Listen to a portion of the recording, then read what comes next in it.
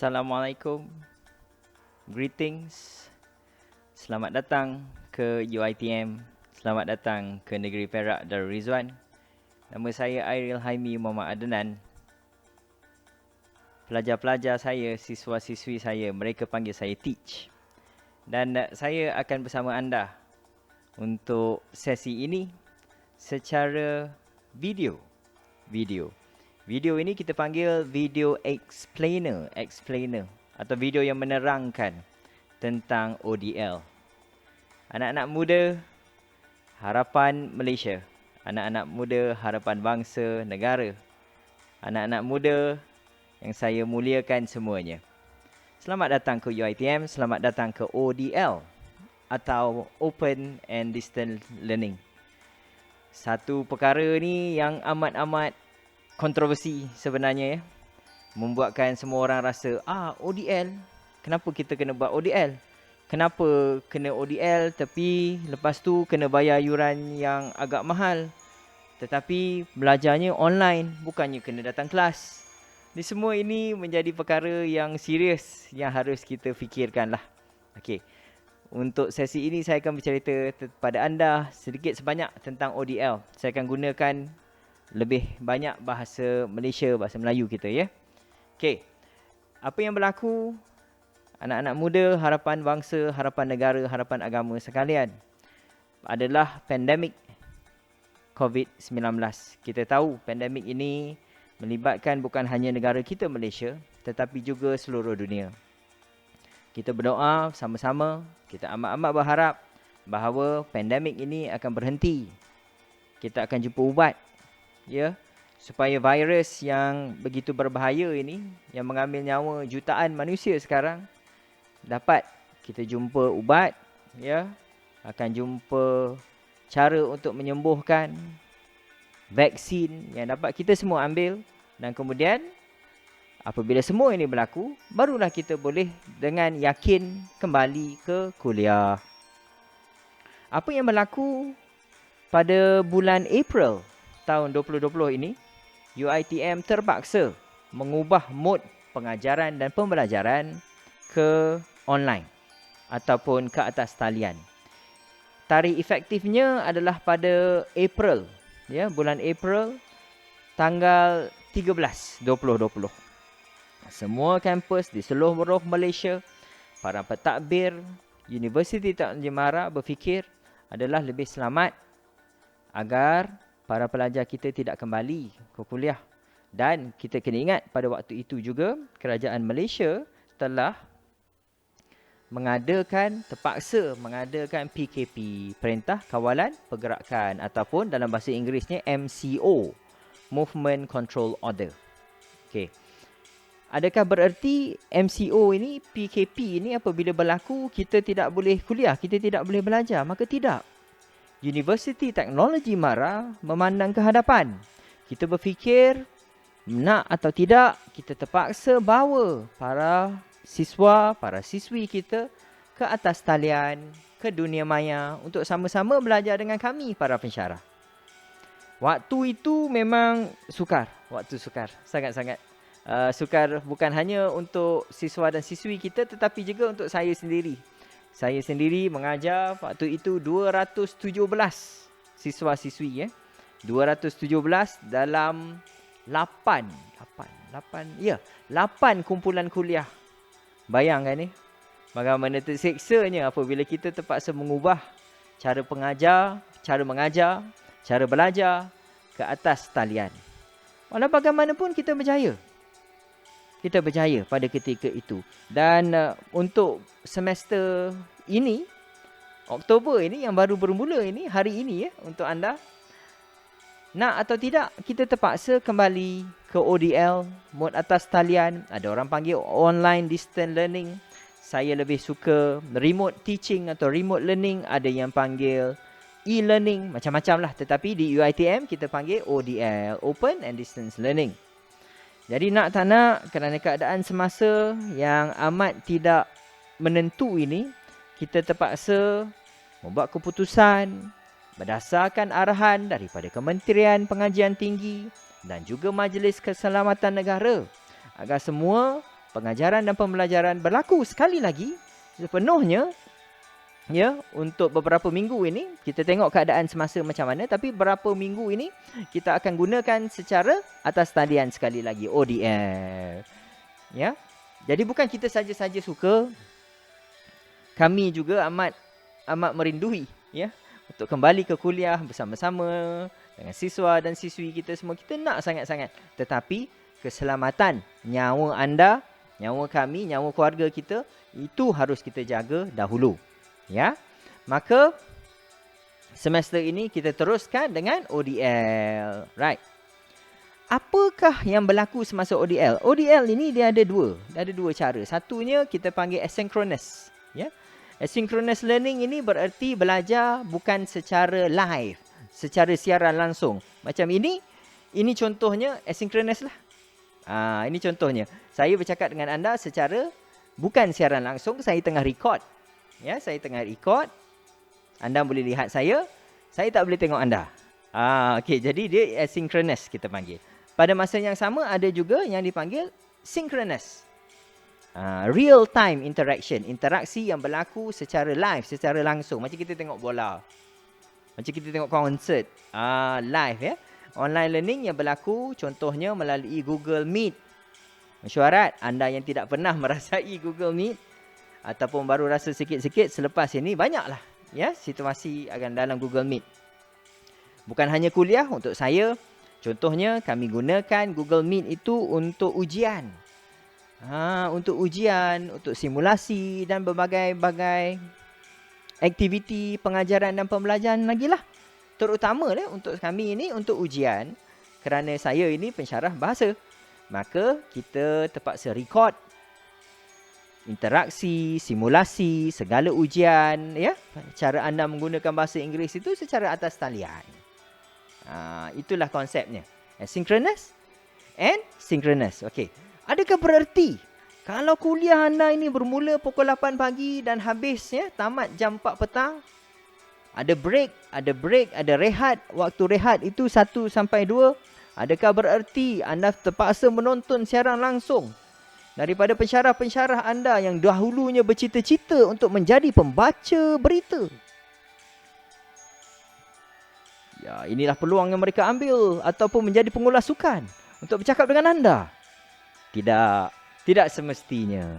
Ada waktunya kita guna video sepenuhnya, ada waktunya seperti ini. Seperti cara saya sedang bercakap dengan anda ini, kita gunakan video yang pre-recorded, yang sudah direkod. Ada juga aktiviti lain macam-macam. Kita ada banyak aktiviti, contohnya quiz yang anda boleh lakukan secara interaktif bersendirian. Tetapi penekanan yang saya berikan kepada anda, saudara-saudari, anak muda, harapan negara, harapan bangsa Malaysia, harapan agama, harapan ibu bapa, anda harus belajar mulai sekarang untuk mengambil tanggungjawab. Kerana ODL ini amat-amat memerlukan anda. Anda itu, anda yang harus bertanggungjawab dengan pengajaran dan pembelajaran anda sendiri. Pengajaran itu kami, pembelajaran itu adalah anda. Tanggungjawabnya anda. Anda harus belajar. Jangan biar sahaja.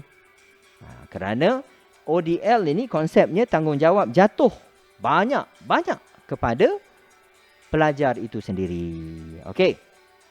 Tapi kita gembira dan kita yakin teaching and learning, ya, pengajaran dan pembelajaran di UiTM ini berterusan seperti biasa. Macam inilah kami ya masuk ke kuliah, keluar ke kuliah. Cuma kali ini kuliah kami berlaku di atas talian. Jadi kita teruskan. Hidup mesti diteruskan. Wahai anak-anak muda, hidup mesti diteruskan. Tetapi ODL ini memerlukan anda itu memegang tanggungjawab untuk belajar. Kalau dahulunya di dalam kuliah kita boleh nampak. Tapi kali ini kepercayaan yang terus 100%, 100% kami berikan sebagai pensyarah, kami berikan kepada anda kepercayaan supaya anda dapat belajar dengan sendiri, dengan of course dengan bimbingan kami dan bantuan kawan-kawan yang lain. Okey. Ya. Untuk pelajar, okey, macam mana kalau saya punya internet ni kejap on, kejap off, kejap on, kejap off. Aduh, macam mana ni ya? Ada kawasan pula, walaupun jangan kata di dalam kawasan yang di luar bandar, tetapi di dalam kota-kota besar juga kita dapati ada masa-masanya para pelajar menghadapi masalah sambungan internet yang tidak bagus. Jadi minta maaf lah ya. Bukan hanya berlaku di Malaysia. Ini bukan hanya masalah Malaysia, tidak. Tetapi juga di seluruh dunia. Apa yang kita bantu para pelajar ialah ada pensyarah akan menghantar kepada anda maklumat, informasi tentang kuliah, tentang subjek anda melalui email. Maka kenalah ada Gmail. Gmail itu pula letaklah nama yang elok-elok. Nama diri sendiri, nama penuh. Supaya secara rasmi ya, apa yang kita bagi itu secara rasmi, pengajaran pembelajaran secara rasmi kita hantar melalui email. Okey. Untuk yang ada sambungan internet ya, yang baik, yang lancar, yang bagus, maka boleh diteruskan belajar melalui video. Tidak ada masalah. Alright? Tapi pada masa yang sama, kita akan menyokong, kita akan membantu anda melalui aplikasi lain, social media lain seperti WhatsApp. WhatsApp dia tak banyak sangat guna data. Kadang-kadang kalau kita guna Google Meet pun tak bagus, maka kita guna WhatsApp untuk exam ya. Untuk ujian, sorry. Ya, untuk ujian. Kalau ujian simulasi kita melalui WhatsApp boleh. Dan WhatsApp pun boleh buat group call, ya. Group call apa nama ni, panggilan secara berkumpulan, video secara berkumpulan, maka boleh saja. Boleh saja, ya. Telegram pun boleh juga. Jadi jangan takut. Macam mana ni ODL kan, macam mana ni habislah tak ada habislah. Tak ada habislah. Namanya cuma mengaji, belajar. Maka kita beradaptasi. Dengan COVID-19 ini, waktunya untuk kita semua beradaptasi sudah sampai. Dan anda harus tahu, anak-anak muda yang saya muliakan semuanya, anda harus tahu bahawa umat manusia ini, kita telah melalui begitu banyak cabaran, begitu banyak dugaan, ya. Itu banyak daripada zaman berzaman, beratus-ratus ribu tahun, berpuluh-puluh ribu tahun dahulu. Kita ada begitu banyak cabaran, tetapi untuk setiap cabaran dan dugaan yang kita hadapi, umat manusia telah berjaya dengan izin Tuhan pastinya. Ya, dengan izin Tuhan kita telah berjaya menghadapi semua cabaran dan dugaan. Maka kita sama-sama berharap untuk COVID-19 juga kita akan berjaya, ya. Tetapi kita belum menang.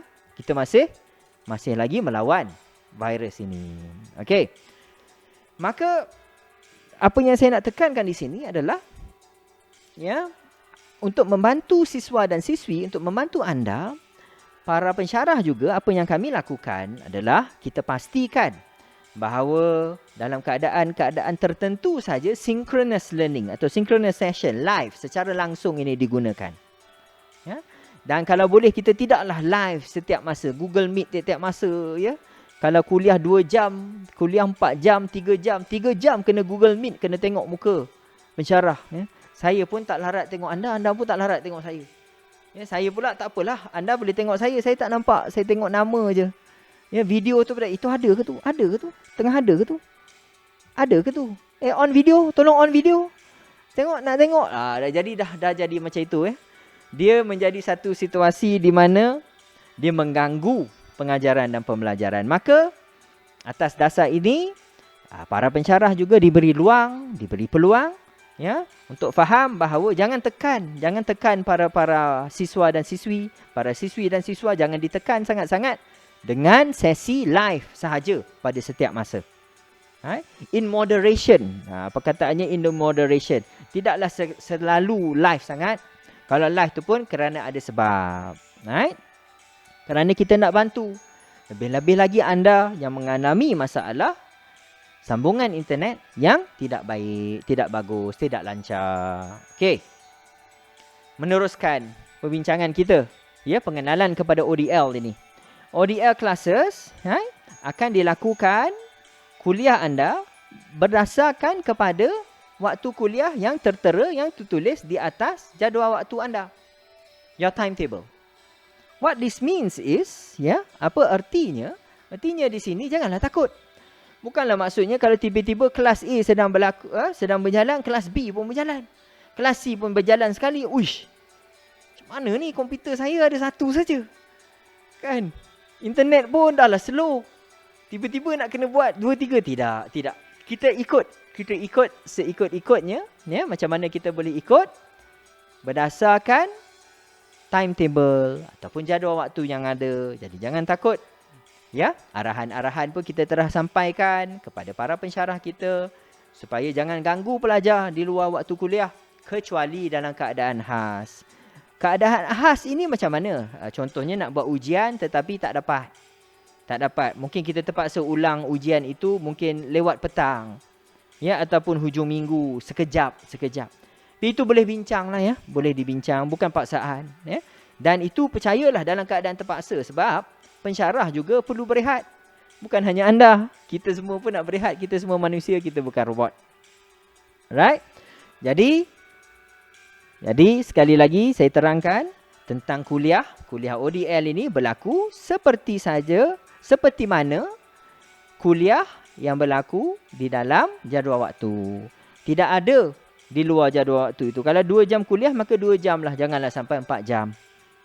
Bincanglah dengan para pensyarah anda. Kita semua boleh berbincang. Saya percaya orang semua tahu ya, para pensyarah di negeri Perak Darul Rizwan, di UiTM Seri Iskandar, di UiTM Tapah, ini baik-baik belaka orangnya.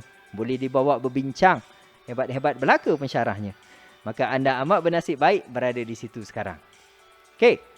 Now, kita juga ada platform lain yang kita pakai di UiTM ini.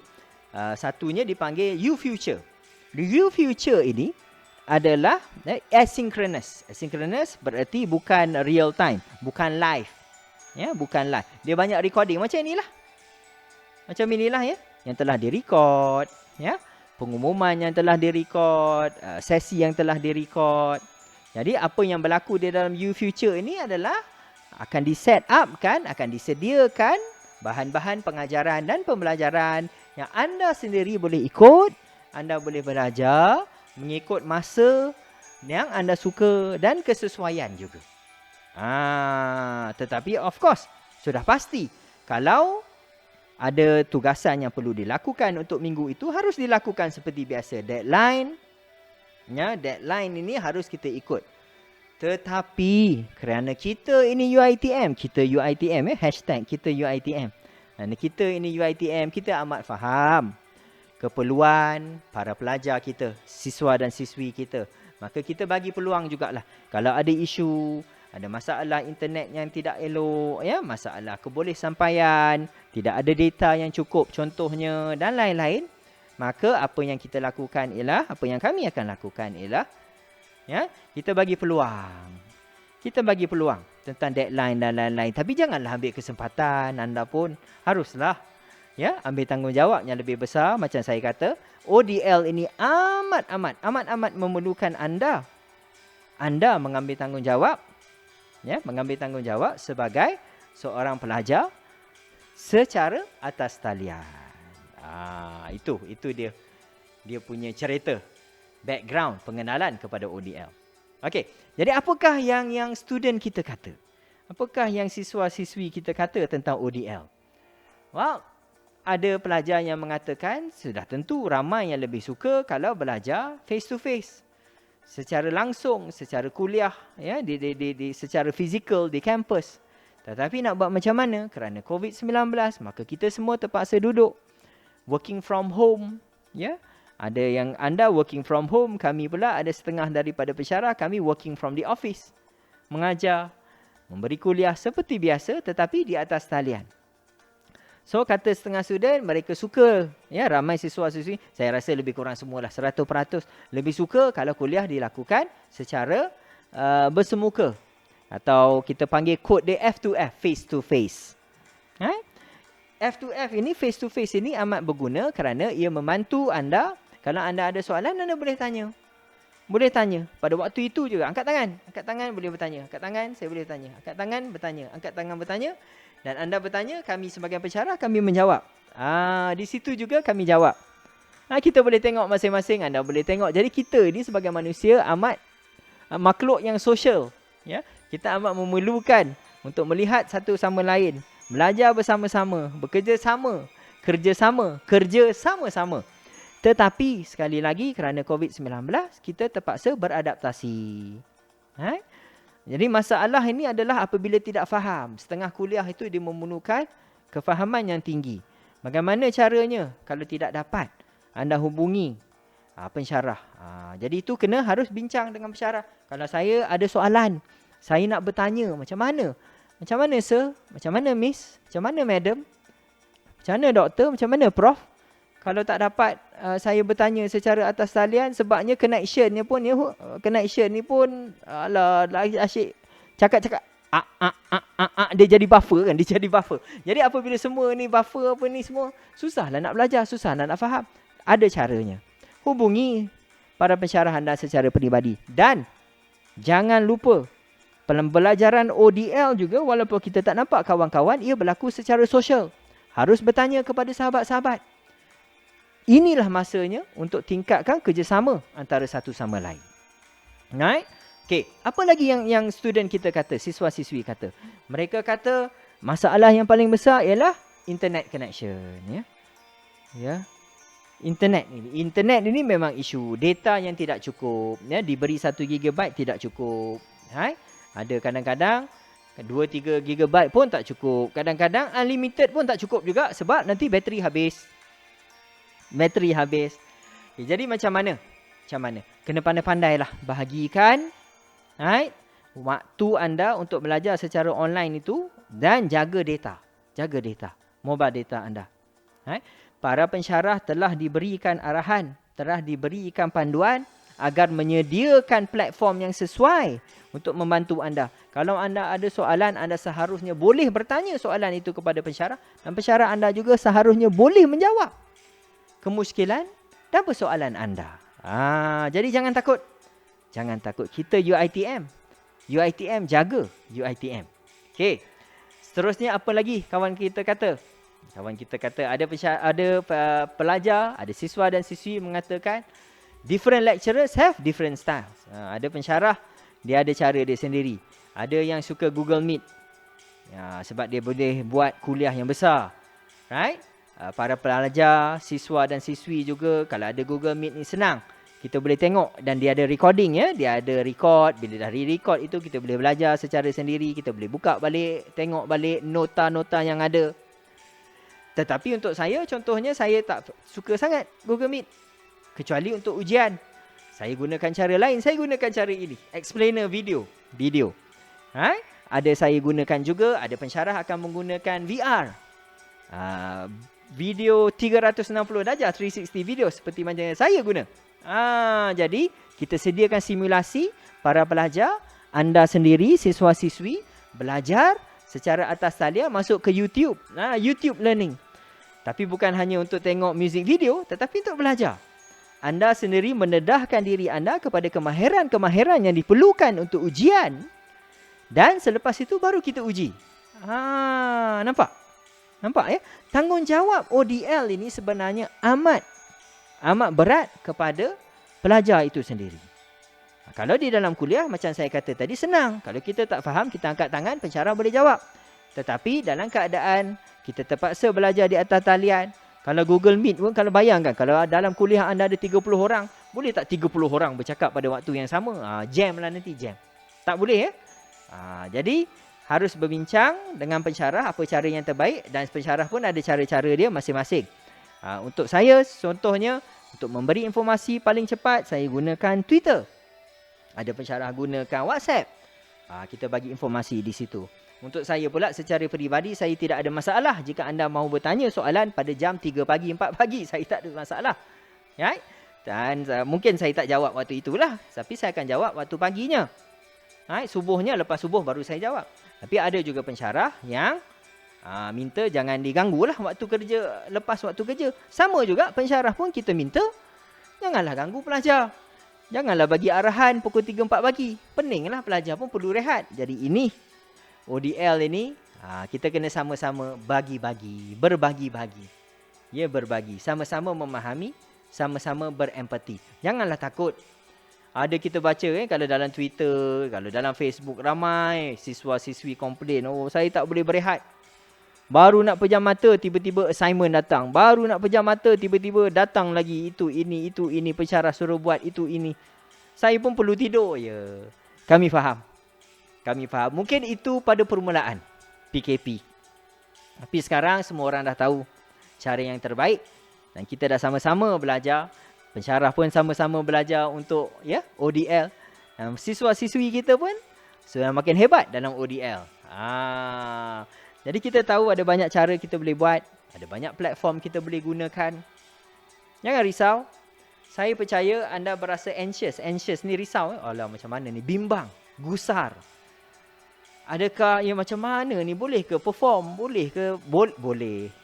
Boleh ke faham? Boleh. Boleh ke? Boleh. Boleh sajalah. Boleh. Semuanya boleh. Saya tahu kerana saya juga bersama-sama dengan satu Malaysia. Ingat, waktu kita terpaksa PKP, tiba-tiba saja Malaysia menjadi famous. Kita menjadi amat terkenal kerana bukan hanya pensyarah tapi guru-guru sekolah. Semua pakat-pakat cari cara untuk menggunakan Google Meet, cara untuk mengajar menggunakan teknologi dan lain-lain. Maka, untuk bahagian pertama ini, itulah dia yang saya nak terangkan kepada anda. Saya harap anda bersedia untuk ODL. Saya pasti anda boleh bersedia. Dan apa yang anda perlu bersedia itu? Apakah persediaan yang perlu dibuat? Dalam bahagian kedua, saya akan terangkan. Terima kasih.